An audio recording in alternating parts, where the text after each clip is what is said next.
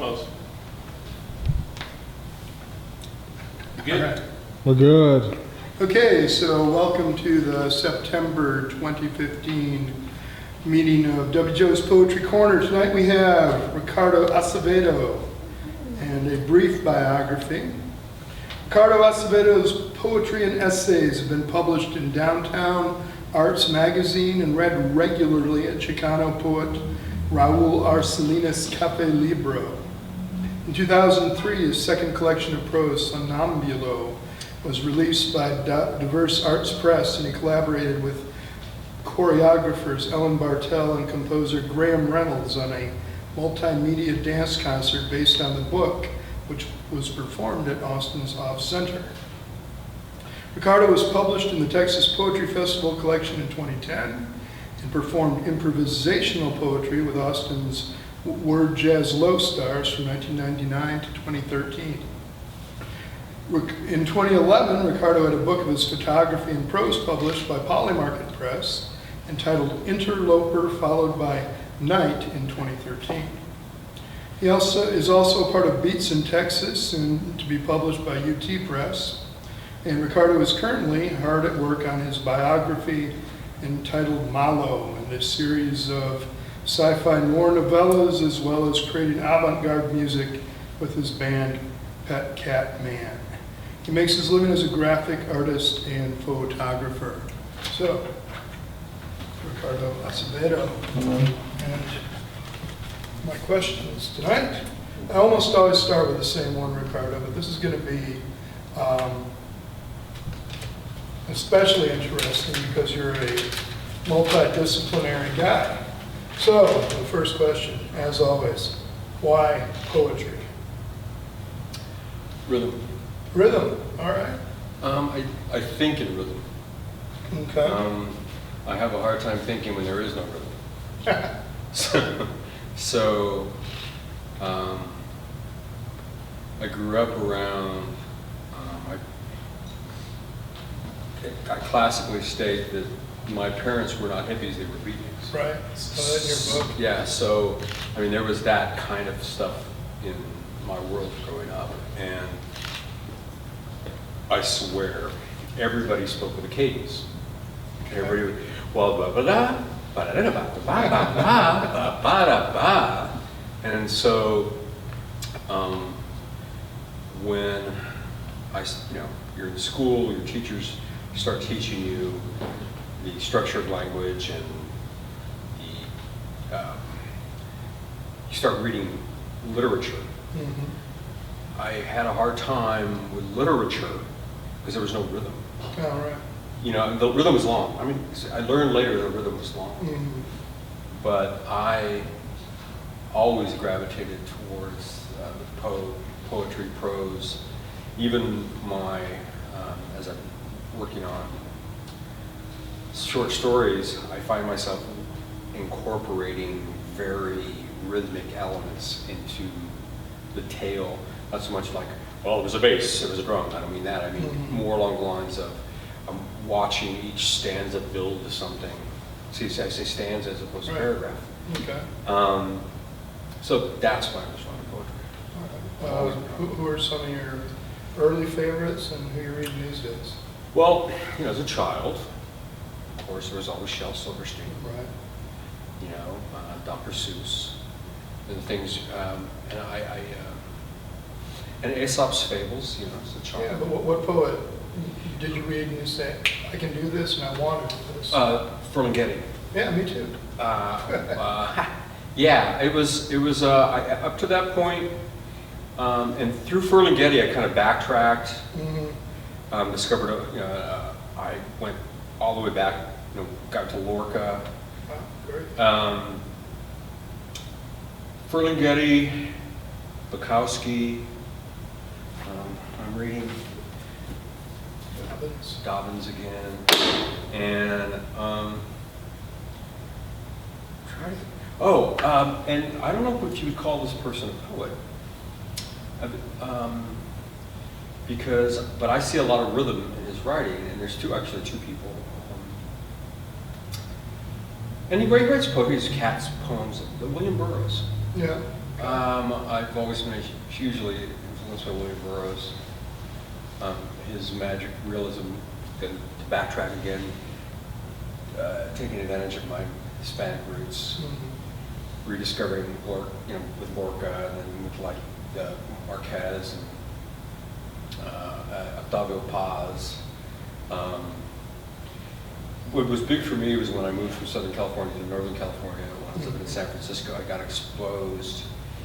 I had a disconnect with my Latin roots growing up. And when I moved up to San Francisco, I got involved with a woman named Hilda Mendez. And it was tumultuous, to say the least, but she helped me reconnect with a lot of Latin writers in general. And I'm terrible with names.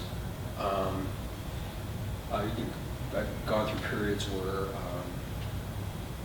I read a lot, but I also did a lot of other things. I always do that as the other things.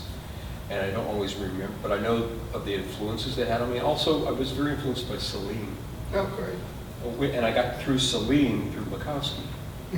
That's probably one of the most fascinating things I love about literature in general, is how you can, once you discover a writer, love a writer of any kind, you then find out, who influenced them.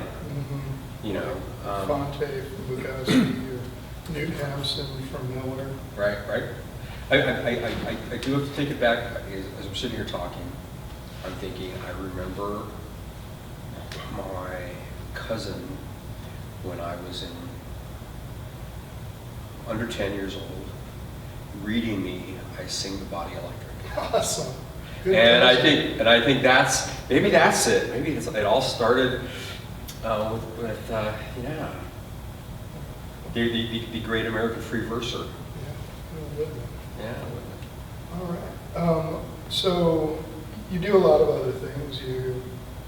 Let me see, we had a list: cinematographer, photographer, choreographer, prose as well.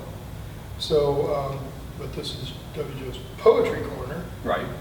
So how does poetry, when do you turn to poetry as opposed to the other things you do?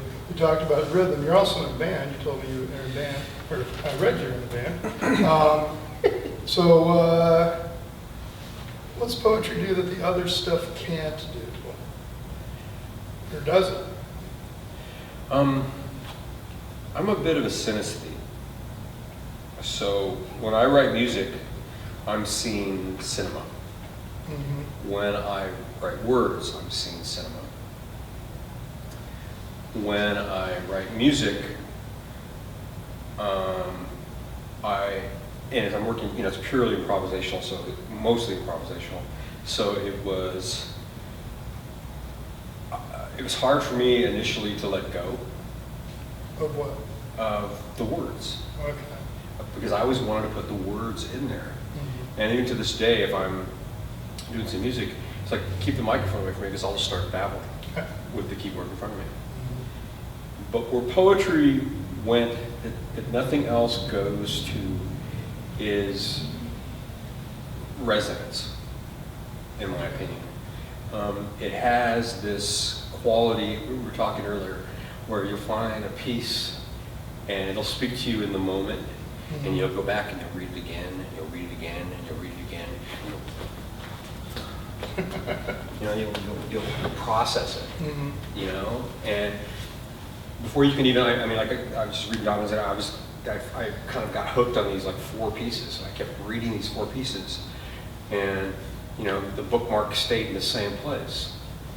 And I don't think there's any other form of art that makes you do that. Now, people say, oh, I listen to the same song over and over again. I go, but you're snapping on all these different levels at the same time.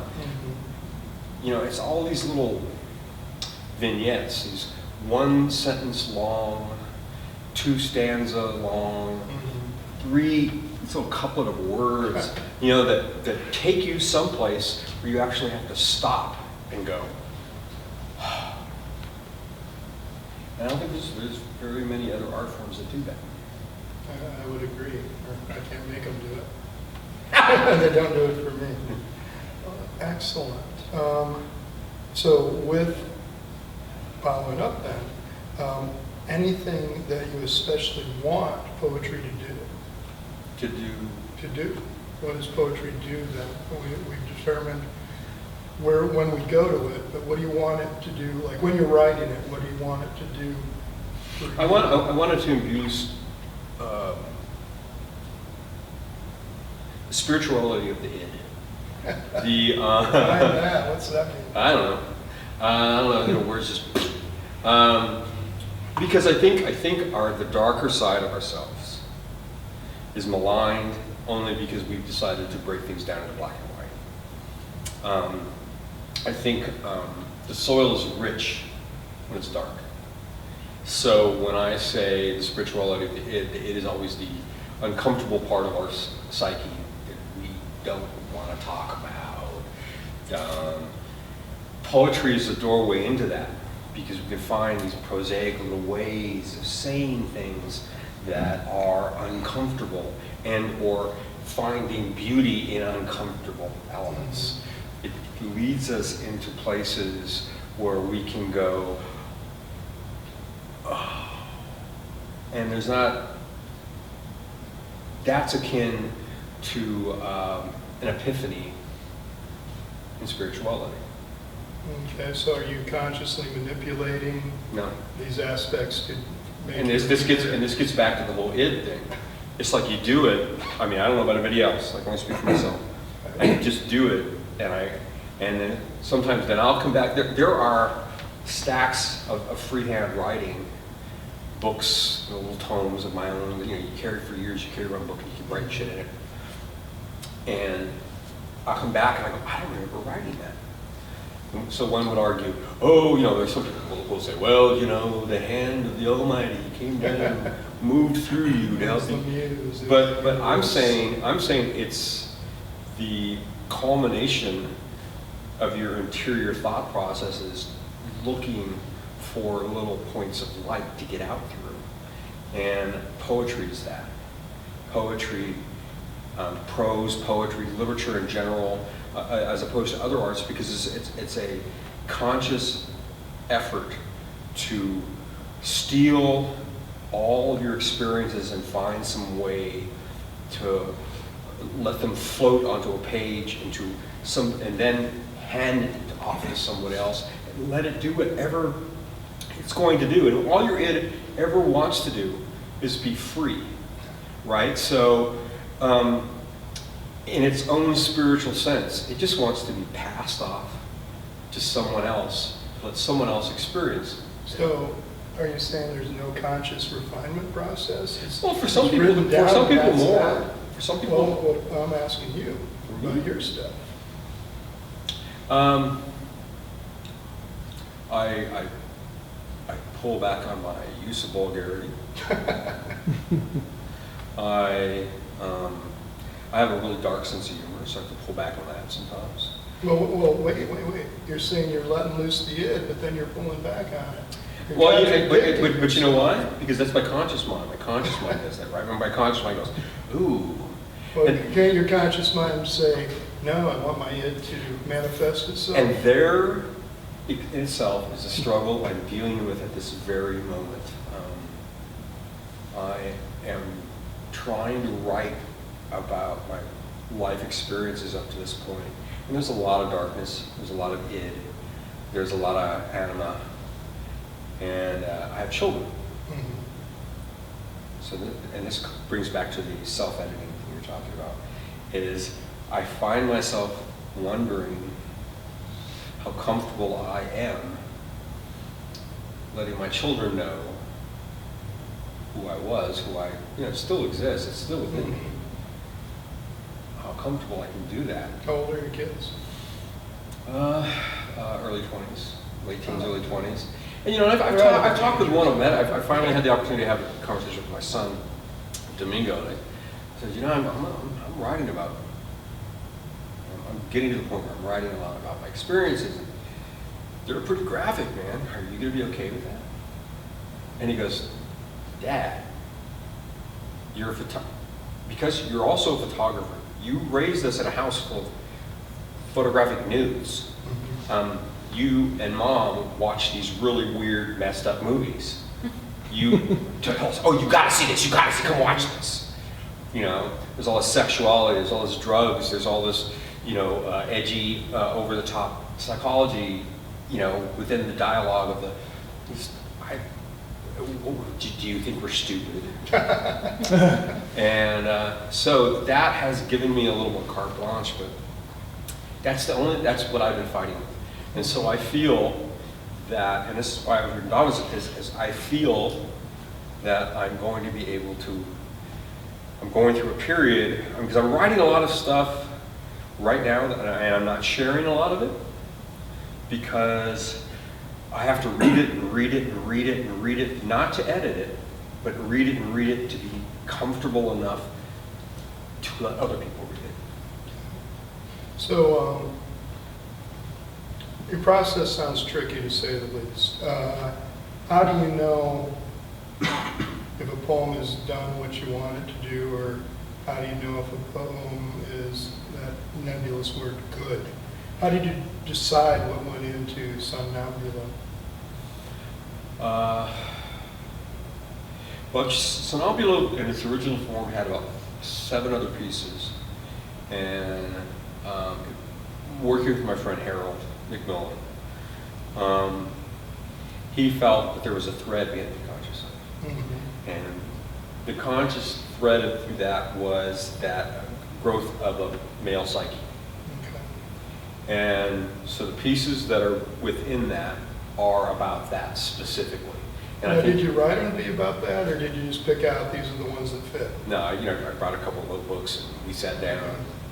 You know, Harold doesn't really have the DiverseArts Press anymore. I mean, it was this small time. He had more grant money at the time, and we put that out. And you were the first, right?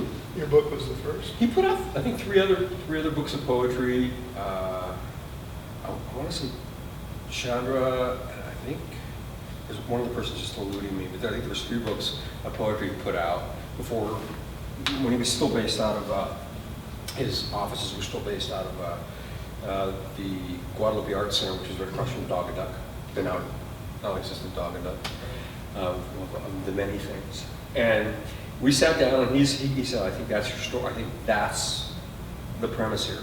You should talk about going from this adolescent, you know, angst and confusion of being a man, or growing to be a man, and you know, being actually obviously raised by a woman.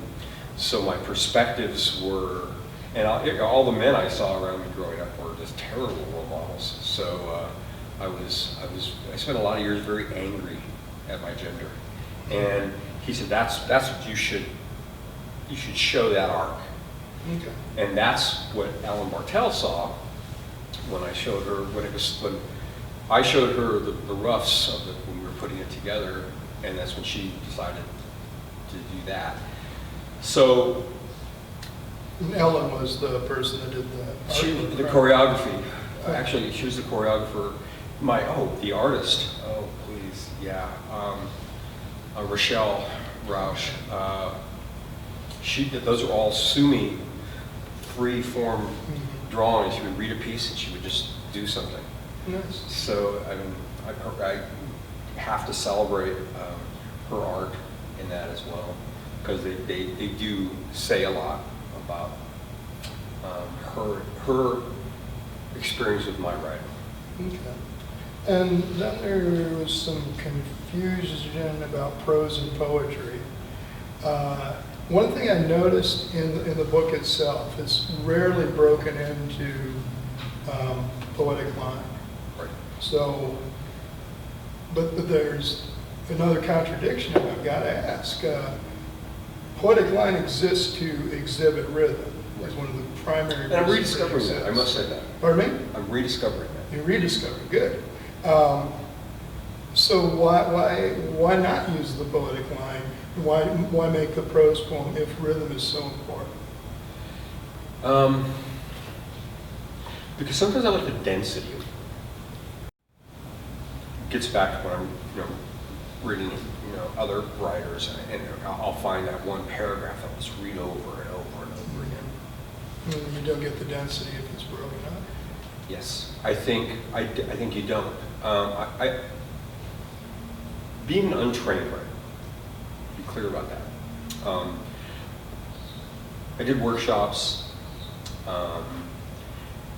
and I had teachers when I was in junior high and high school who were like, you've got a great mind for rhythm and imagery, and we want to help bring that out. And I learned then. I'm always so afraid of saying Iambic. I always say that. Yeah. So I had a knowledge of that, and I wasn't afraid of that. But on some levels, I found it limiting. Oh yeah. Because I don't want to be held back. Well, there's the prison of form, but there's also, like William Carlos Williams says, is that the poem dictates its own form. Right. So you go with what the poem wants to do, and that way you can create a rhythm, create a progression, basically kind of almost map out how you want your reader to read the poem, how you want your reader to have the experience. Do you think we had this discussion online, do you think that's why some writers use poet voice? Because they want people... Take them serious? No, they want people to hear it in the structure in which they hear it in their head. So they say it in a certain way. But the discussion online was bemoaning the ongoing poet voice, which is identical. Yeah, there are so many poets. Everywhere you go. And then, as I saw the light coming. Right, and then there's also the slam poet voice, which is a little quicker, but just as bad. So I don't know. Well, I mean, I think that's the beauty of it. It's the active radical thought element of poetry, and I use that accent. Say it again. Active radical thought element. Active radical thought. The ART of any art form is this trying to find some way to dismantle it and make it your own. And but to take it all back, I've been finding all these things that I wrote, in that voice, in that structure. Which structure? In the classic poetic structure. With still bringing, not in the voice, but in the, I should have said that, because then actually you're all blanching. Blank verse, is that what you're doing? Yeah, and then the actual line verse, the structured verse. I even brought tonight, I brought a couple that I have written in that structure to redefine that for myself, because I haven't, since Sonambulo, almost everything. How long has it been? 2002. Okay, so that's a big chunk of time. It was a big chunk of time. I've written a lot of essay, and I've written a lot of prose, and I'm reading a lot of poetry now. Again, going back and reading Coney Island of the Mind. I hadn't read that in years, and I'm just going, I remember now. It had such an effect on me. Yeah. Up for you. It stands up for me. I mean, I know it's a different time. Everybody was thinking differently, but I find a lot of poetry, modern poetry that I read, very dispassionate. Right. It's very Instagram-y. It's image. I have a hard time finding thread. So when I read Ferlinghetti, I still find thread. Well, the image thing goes back to right after World War I, though. You've got like Pound or Amy Lowell or William Carlos Williams. Let's stop talking about it. Let's just hear some. Right. Give us some poetry there, Ricardo. Oh God, I gotta bring up the backpack. All right. Oh, do you want to use